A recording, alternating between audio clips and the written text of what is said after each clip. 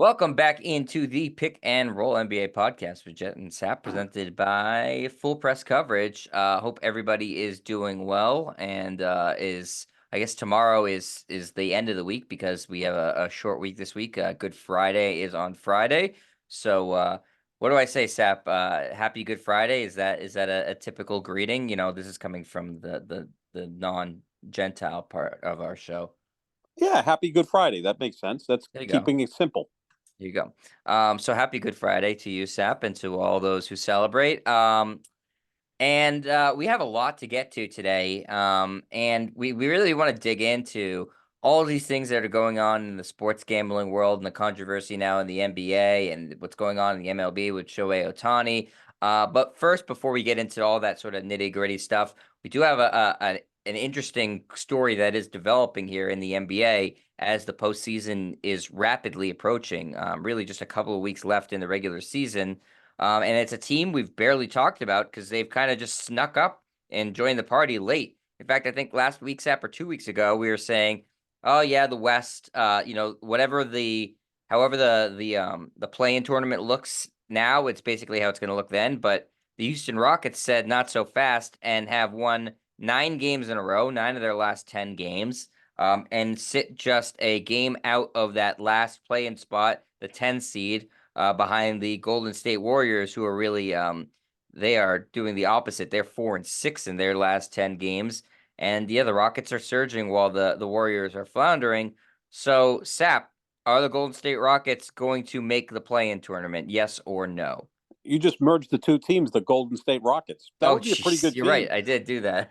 With Golden State's established talent and some of those young players on Houston, that would be a hell of a merge. So I'll re-ask: are the Houston Rockets going to make the play-in tournament? I don't think so because I still trust that Steph Curry, maybe not so much Klay Thompson, but Draymond Green, and the rest of the Warriors will find a way to become the 10 seed and end up playing the Lakers in the 9-10 matchup, which I'm sure the league would prefer. And I'm not going to go as far and say the league will try to mandate that happens unless they want to put Scott Foster on a Houston Rockets game later in the season to ensure that the Rockets will somehow lose that game. That may lead us into our discussion of gambling, both at the NBA level, the collegiate level, and of course Major League Baseball.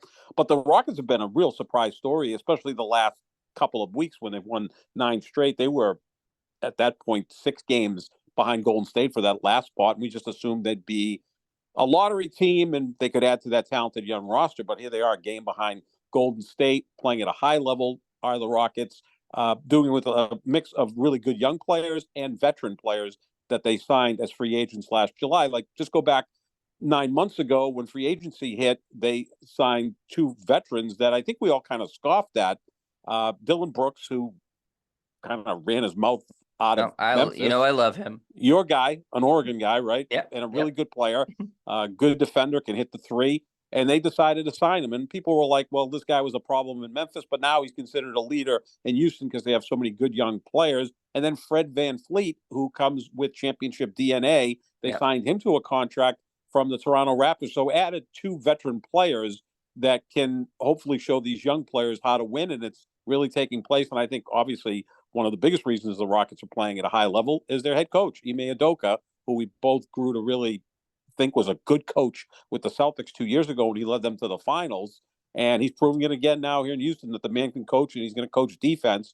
Right now, the Rockets are second in the league defending the 3, which is a very important statistic because that's what you're facing when you're facing a team like Golden State or the Lakers or whoever, maybe in a 9-10 matchup. So I think it's all come together for the Rockets, but I think they'll probably still come a little bit short because of that veteran experience that Golden State has. And I will say this, they've obviously taken care of business, but it has been in this 9-game win streak, it has been a nice schedule for them. They've played Portland twice, the Wizards twice, the Spurs once. And they've beaten some decent teams there too. They beat Cleveland, they beat the Jazz, and they beat the Kings. So it's not like they've played all bum teams, but it is nice to get when you have 4 of those 9 games are against the Trailblazers and the Wizards, and then another one is against the Spurs.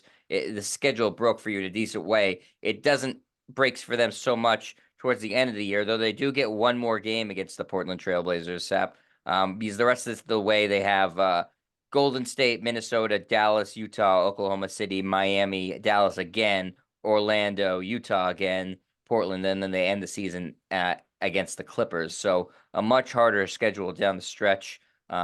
If the Rockets do indeed want to try to make the play-in tournament, they're going to have to beat some better teams than what they have during this win streak.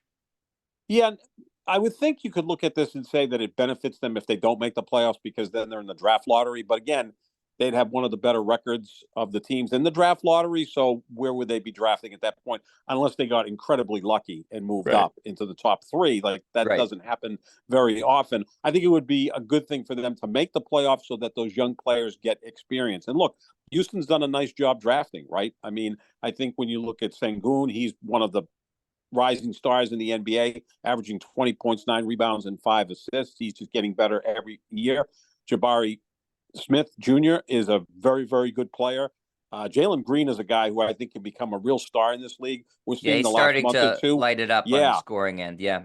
exactly. I mean, he's starting to put together some 40-point games. He's an explosive scorer. Their rookie Amen Thompson has showed improvement throughout the Yeah, season. average Sap Green averaged almost 28 points a game in April. Or sorry, in March. Yeah, that's pretty outstanding. We're almost at the end of March, and who thought we'd be talking about the Houston Rockets at the end of March, maybe making it into the play-in? Not I, and probably not you. No, no. I Well, don't it's think like I said, anybody would. Sap. We talked about it 2 weeks ago. We already wrote them. We wrote all those teams off at Yeah, that point. We said it was, it was what it was, and the Houston, like I said, just a game back. yeah. No, it's been an amazing story, and I just kind of wanted to talk a little bit about Ime Udoka, who again 2 years ago led the Celtics to the NBA Finals. They lost in 6 games to Golden State. He demands that you play defense. I think he's a hard-nosed coach, which is good for a young team. I'll ask you, as Mr. Celtic on this podcast, would you feel more comfortable with the Celtics going forward if Ime Udoka was their head coach right now and their chances of winning the NBA championship? Yeah, yeah. I mean, I think he's a better coach than Joe Mazzulla. I'm, taking away all the outside stuff with Ime Udoka, assuming none of those things happened or not putting those into the equation. Um, I mean, he was the guy that the Celtics picked to lead them to this championship. Joe Mazzulla got the job because the Celtics had to scramble to find somebody right before the season started. Udoka was a full-on coaching search, and that's who they ended up with. So, yeah, I think he's better regarded throughout the league, and he's a better coach. Missoula's I think he's improved from last year to this year, but he still has, I think, a lot of faults as a coach. And obviously, so does Udoka. Nobody's, a perfect head coach, but yeah, I would trust Ime more because he's a better defensive coach, and I think he's less stubborn in if that makes sense. That Missoula is just so obstinate about the 3-point shooting and that no matter what, they will just keep bombing away from three. And I know that's like what analytics say, and that's sort of the modern NBA, but we've talked about this before, Sep. The Celtics have too much talent to just rely on the three. It's something that makes sense if you are trying to even the odds with a team that has way more talent than you, but the Celtics should not just be relying on three. It killed them. Well, a couple things killed them the other night when they blew a 30-point lead to the Atlanta Hawks, which should never, ever happen. You should not lose a game where you're up by 30 because they just kept shooting threes, even though they were up big, and then they started missing all of them. And they also got lazy, and the coaching got lazy, and the players got lazy. You can't just say it's because of threes, but I think that Udoka is more willing to make adjustments, and that's why I would trust him more than I would Mazzulla at this point.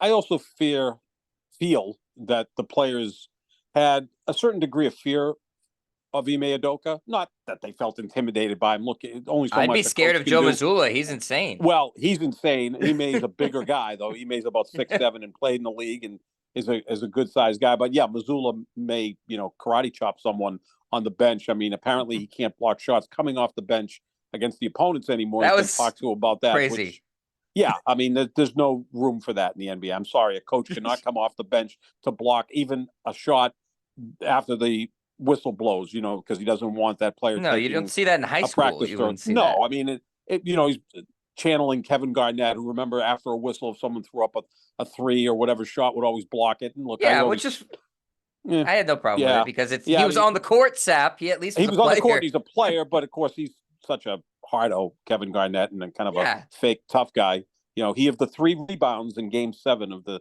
All 2010 right. We don't NBA have to hear Finals about when that NBA Finals. Kobe had 14 that night. Garnett had Mm. 3 as he was banging his head off the stanchion. I always thought Garnett, slightly overrated player, but a great player, and both of those things can be true. But I don't want to go down that rabbit hole. But I think Udoka was someone who that the players feared a little bit more, maybe because of his sheer size, the fact that he did play in the league, he coached under Pop, and I think he got the most out of the Celtics. Look, the Celtics are going to win 64, 65 games this year. It's been incredible, and Mazzulla has improved as a coach. But, just kind of playing with that idea. But back to the Rockets, they've got 4 really good young players. They mixed in those veterans. Like, where do they go from here? Can they attract a high-end free agent, or do they just hope that these 4 players that they've drafted over the last several years just continue to develop? And we see Jalen Green, like you said, Jet, getting close to 30 points per game in the month of March. And I think Jabari Smith Jr. gets better all the time. I think that Alperen Şengün has kind of reached the ceiling at this point, but maybe he gets a little bit better. And Amen Thompson can get better because he's only a rookie. So Yeah, those he's 4 got he's guys are got a going to high continue to ceiling. grow. He Thompson's got a does. very high He ceiling. really does. He's giving you 9 points and 6 rebounds in 20 minutes per night as a rookie and shooting over 50% from the floor. That's pretty good for a young Yeah, guy. So both those, the brother, the twins are good. They both have a yeah, lot of potential. yep. So those 4 young players continue to grow. Van Fleet and Dylan Brooks are your leaders. Maybe down the road, if you make a trade next year or in the offseason, sign a free agent, add another draft pick. Now you can at least get into maybe the 6-7 range in the Western Conference. It's really tough to crash the top 4 because those teams have like elite superstars, right? Whether it be SGA in Oklahoma City, of course, Jokic and Murray in Denver. You've got Anthony Edwards in Minnesota. That doesn't even mention the 4 teams that we think are going to make the play-in that have literally like 9 future Hall of Famers when we're talking Right. about Dallas, Phoenix, the Lakers, and Golden State. So it's a tough party to crash in the West, but give credit to Houston. They've done a really nice job the last couple of weeks. Yeah, they really have. And it's never a bad thing to have a lot of young upside tradable assets in the Mm-hmm. NBA, and they have a lot of draft picks because of the James Harden trade that they made a couple years ago to Brooklyn, who has nothing to show for that. And they should be able to go big game hunting should they want to land a trade. Also, I think it's a pretty viable free agent destination. Houston's a big city in a huge media market, and there's no state income tax in Texas, which is always, something that is, a nice thing for players, that you get to keep all your money and not have to give it all to the government. That's something that they appreciate as well. So we'll have to see how the Rockets play. A little bit tougher down the stretch, but certainly have made it interesting. And what wasn't looking about 2 weeks ago wasn't looking like it was going to be any sort of interesting thing except for how the teams jostled in that play-in tournament itself. But the main thing we do want to talk about today, Sap, is sports gambling, because it's growing and growing and growing, and it was eventually going to hit, and it is going to eventually hit all 4 major sports in terms of some controversy. The first one cropped up in the NBA this past week.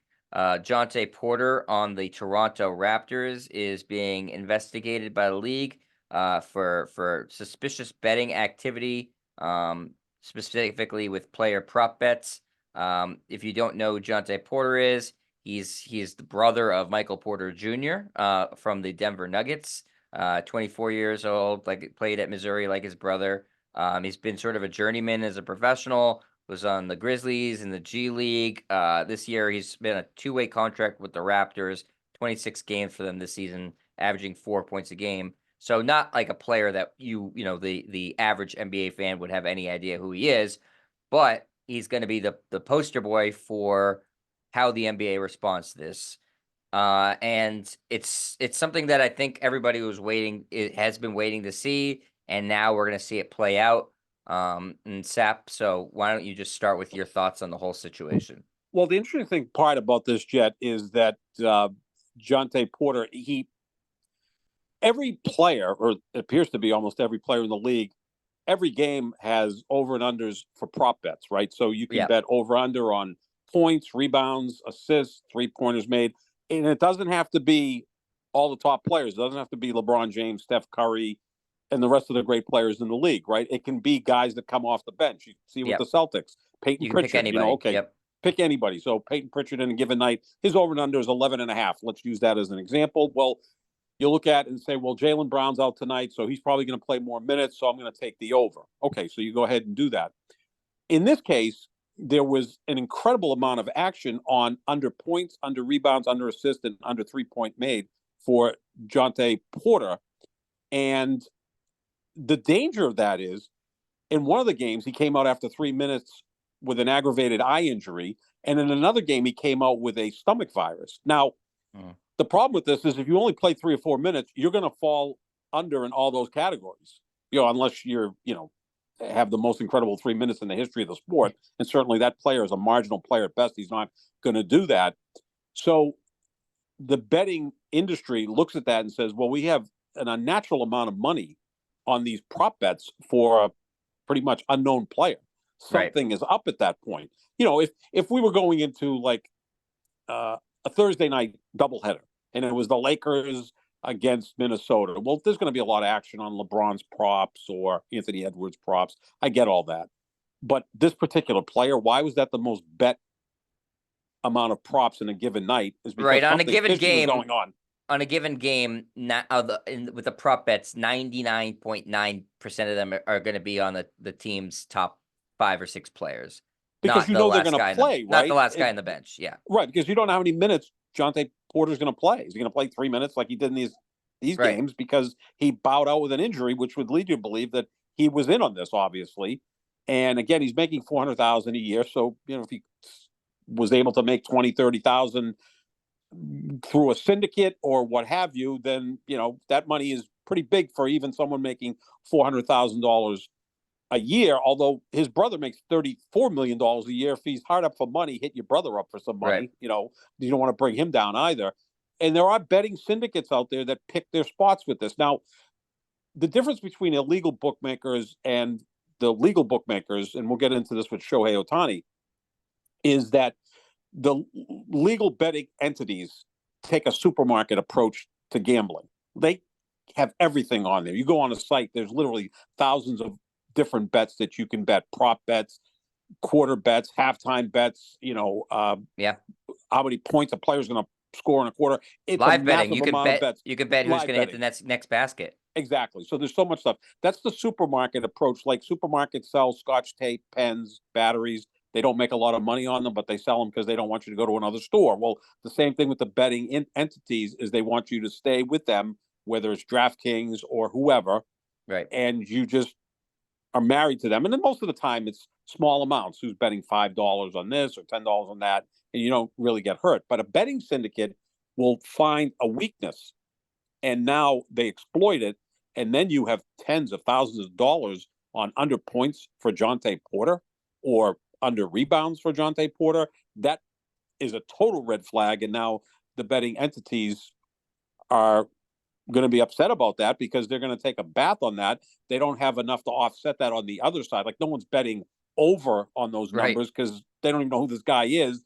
And again, this is dangerous. Like you always fear someone is going to fix a game. That's tough to do.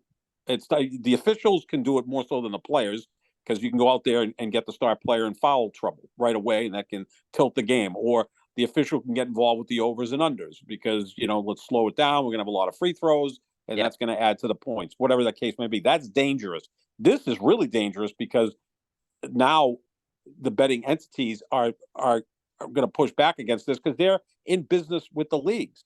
Jet, the NFL stands to make $2.5 billion a year from all of these different outlets.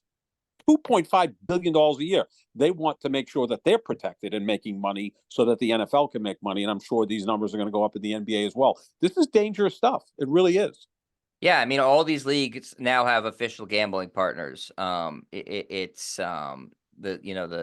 jumped the shark on that. It is what it is.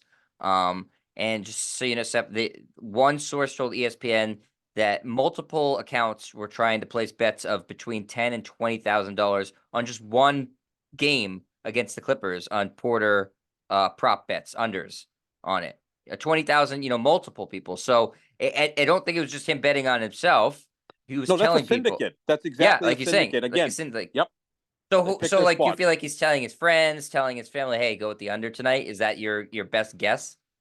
No, it could also be the syndicate maybe reaching out to him, because doesn't he have some That's sort of true. chat room where he That I don't talks know. about gambling? I've Like a heard that. Twitch thing or something like that. Exactly, where he's got like this chat room that talks about different betting props, which is idiotic for an NBA player to do that. I mean, and Especially a again, fringe NBA player, like right. just giving teams an excuse to give up on you. Although obviously, if LeBron did this, it would be major news. No one knows who this guy is, so it kind of slips through the cracks. But the betting syndicate, they can reach out and say, okay, here's your over and under, here's your total rebounds, whatever. You go under it, we'll take care of you. Right. And he plays 3 minutes, has an eye injury that maybe didn't exist, has a stomach virus, which didn't exist. He's out of the game. Now, what you, in some forms of gambling, for an NBA bet to be official, the game has to go 43 minutes. That's normally with the illegal bookmakers. I believe it's also with the legal bookmakers. You have to play 43 minutes. The game has to go 43 minutes. An NFL game has to go 55 minutes for it to be official. So, I mean, that doesn't happen very often where an NBA game doesn't go 43 minutes. I'm thinking if it's, 45 minutes into the game and the lights go out and they call it at that point, Right. Or it's an like the official Malice in game. the Palace thing. I think they canceled That that type of after thing. some That's yeah. still an official game in the betting world. But if it goes under 43 minutes, all bets are off. With a player, he doesn't have to reach a milestone for minutes. This guy played 3 or 4 minutes. Of course, he's going to go under. So my suggestion is for DraftKings and everyone else, just have betting props for the major players, Right. not fringe players, because they've really opened up a vulnerable area that they may not be able to control. And they have a lot of people working for DraftKings and everyone else that Would you say monitors this stuff. same for football, same for baseball, same for hockey? Yeah, I would say so. Sure. Because they like to have as much action as they can, because that's how you make money. You just have thousands of bets out there.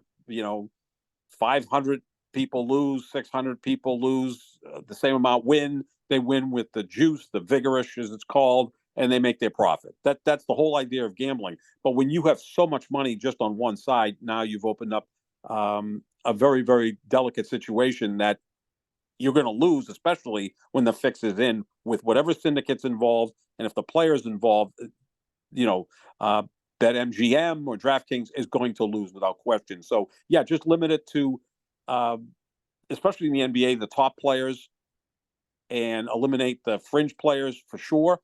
And then you have to see what happens in terms of other sports. See, basketball is very, very tricky because you really can't do this in hockey. I mean, you're not going to have, I don't even know what you bet on in hockey besides yeah, goals and assists and saves, I suppose. over half a goal, yeah, over a certain amount of saves, and that becomes difficult. Like saves is difficult because who knows how many shots on goal they're going to be. That Right. would take a whole team to say, you know what, we all bet the over 29 and a half shots tonight. We're just going to like not block shots and we're going to play horrible defense. That would really look suspicious. And again, you're talking about an entire team. This is just one individual who, again, is a fringe player.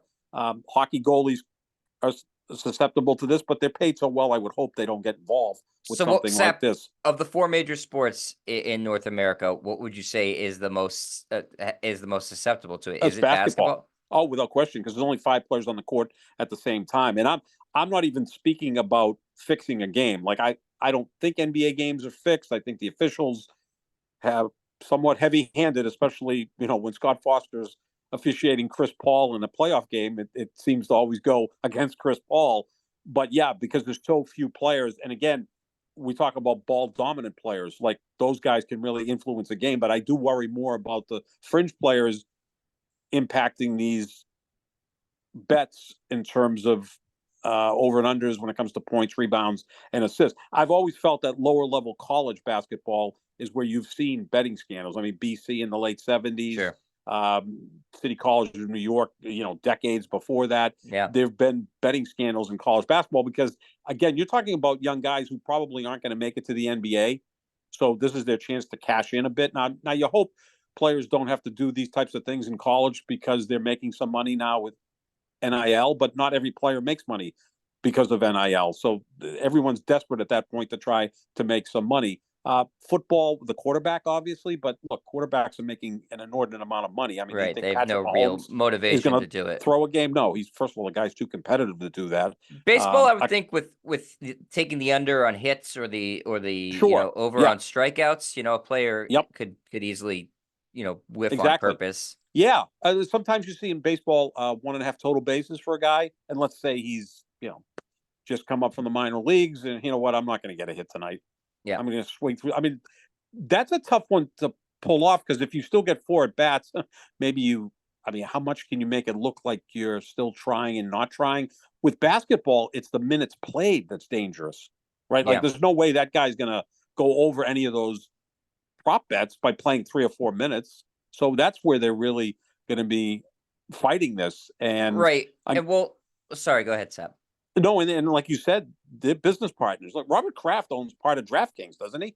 Yeah, I believe he does. I think some other owners have equity in it as well. And Which to yeah, I me is mean, crazy. And it's ESPN is going hard. to get into the ESPN's getting into the gambling world, which They are. that's a whole other can of worms because now you've got Adam Schefter. He's supposed to be the inside guy. Is he going to start putting out false information because Well, we there's too had much that money on problem, a Sep, game? with the draft, and because you could bet on Right. who goes then, and last year with Shams was tweeting something, and he's works for correct me if I'm wrong, I think he works for FanDuel or one of the betting websites, Mm-hmm. and he Right. said, oh, lots of buzz that this player is going to go second, and so he really juiced the lines on that, and that player didn't go second if I'm recalling correctly, and so yeah, it's not a good situation, and it's not an easily solvable, fixable situation. And you're talking about your suggestion, which I think is a good one, that you take these fringe players off the props, but then you also have to worry about a situation that we don't really know much about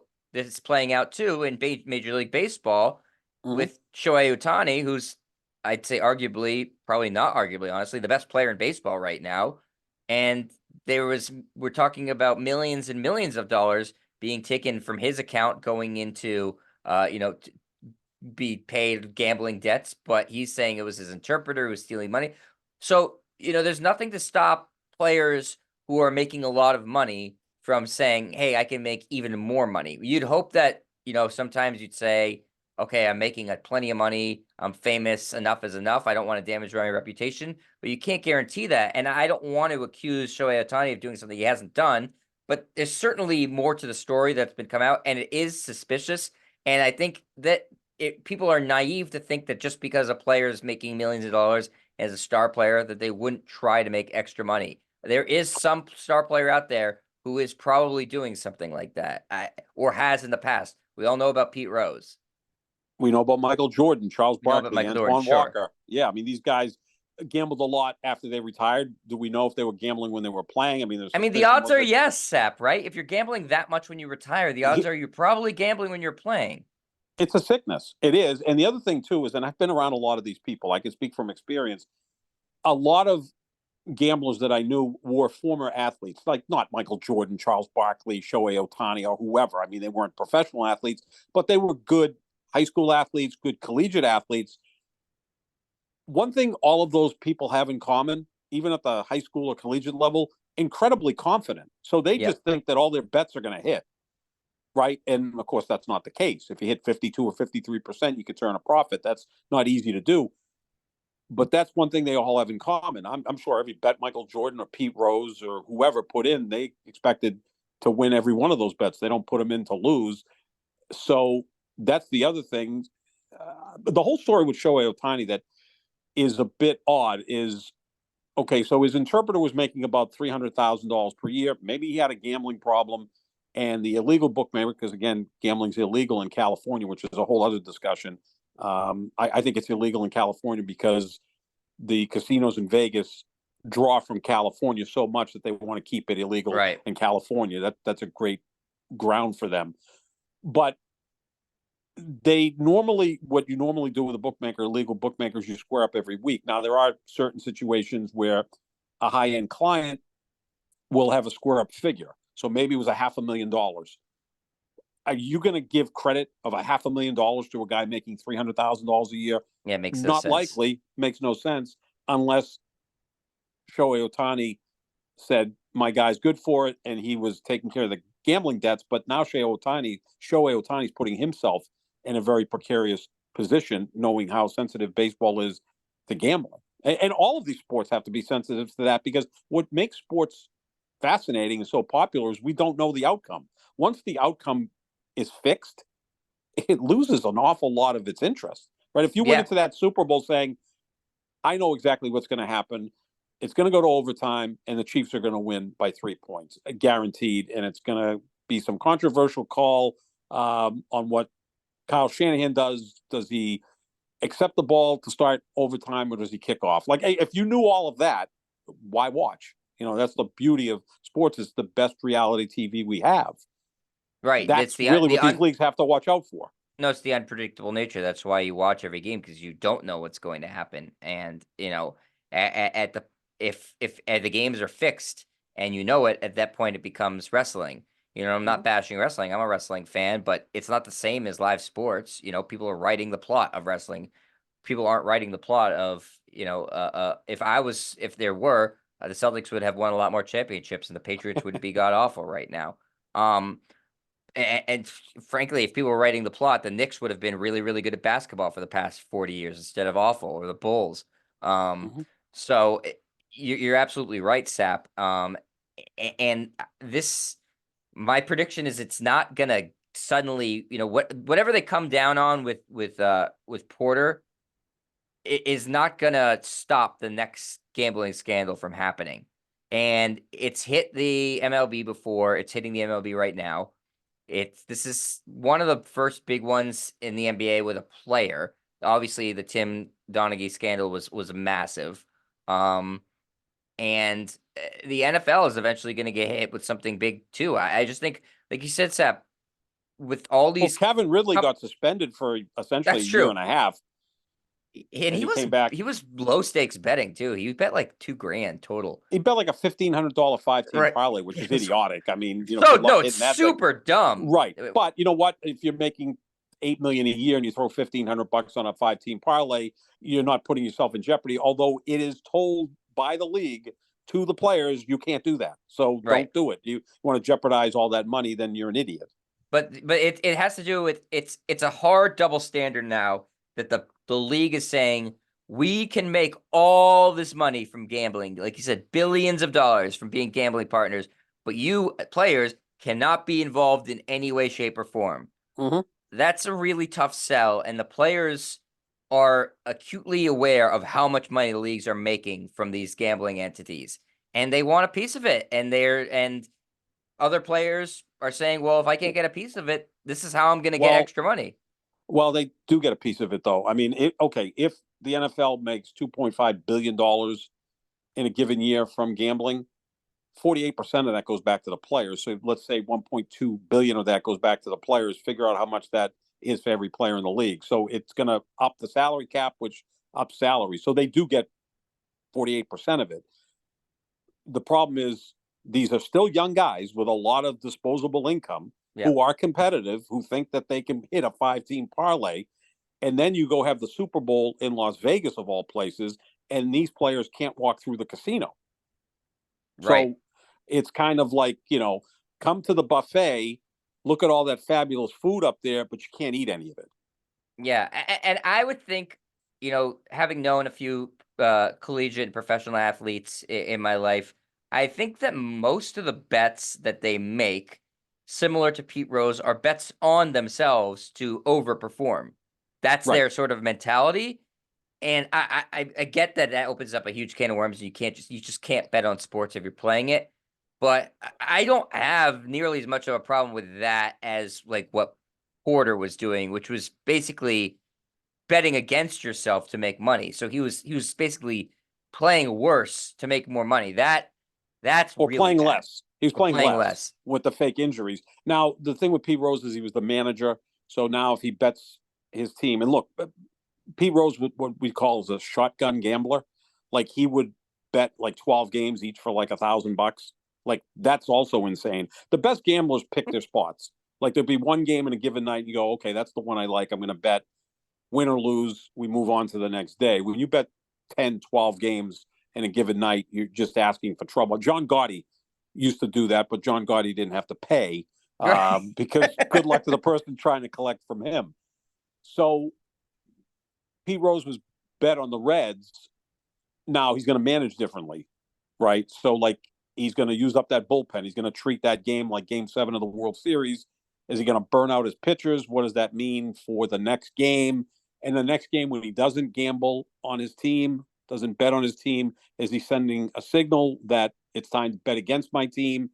And then he was doing it all with an illegal bookmaker. So there was a lot Right. going on there with Pete Well, Rose. and also to that point, Sap, too, I think you could also say, it's kind of backtracking on what I was saying, that if you are betting on yourself, say if Michael Jordan bet on himself to score over 35 in a game, you could hurt your team's chances by saying, well, I bet on this. I got to keep shooting because I Sure. got to get to this. So it's just, you can't have it, but it's so hard now because all these gambling entities are so involved heavily and partners with the leagues.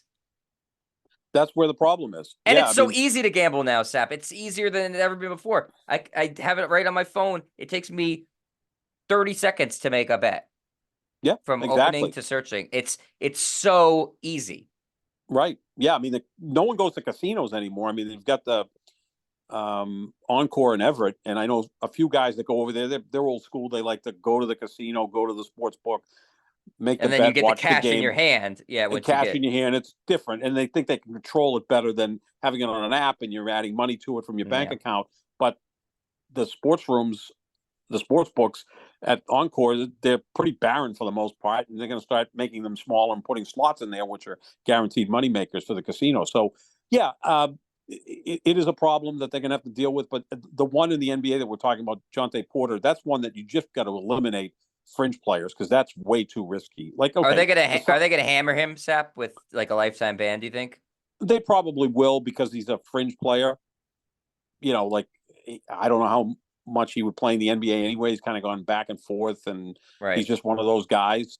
And they may just want to make an example and say, look, if anybody else does this, you're in trouble. And the NBA is very sensitive to this because there's always that narrative that games are fixed, that the officials are in on it. And, Yeah. if the series is 3-2, well, you can guarantee that the team's down 3-2 is going to win game 6 to force Scott game Foster. 7. Yeah, if Scott Foster The Scott referees the Foster game, effect. sure. Exactly. So that's something the NBA is very, very sensitive to, as is college basketball. College basketball wasn't long ago. If someone put a $300 bet on a college basketball game, even at the casino, the line would change quickly. Mm. And like it would be, why is someone betting 300 on a college basketball game? Now that's changed now because there's so much more action out there. But no, this is a sensitive subject because, again, you've decided to go in business with these betting entities, and you're going to have to make sure that they're strictly monitored, which they are. I mean, look, 10 years ago, Tony Romo wanted to have a fantasy football seminar or Yeah. whatever in Vegas, and they said no. Right. The NFL said, "Oh no, you can't do that." And Yeah. now look what's happened. Yeah, well, that's going to do it for us here at the Pick and Roll NBA podcast with Jet and Sap. Thanks to Full Press Coverage. Check out our social medias at JohnSap25, at Jet Stryer. Lots of meat on this bone with this topic, so I'm sure we'll revisit it. But we'll be back next week with a new pod, so stay tuned for that. Thanks for listening, everybody. See you later.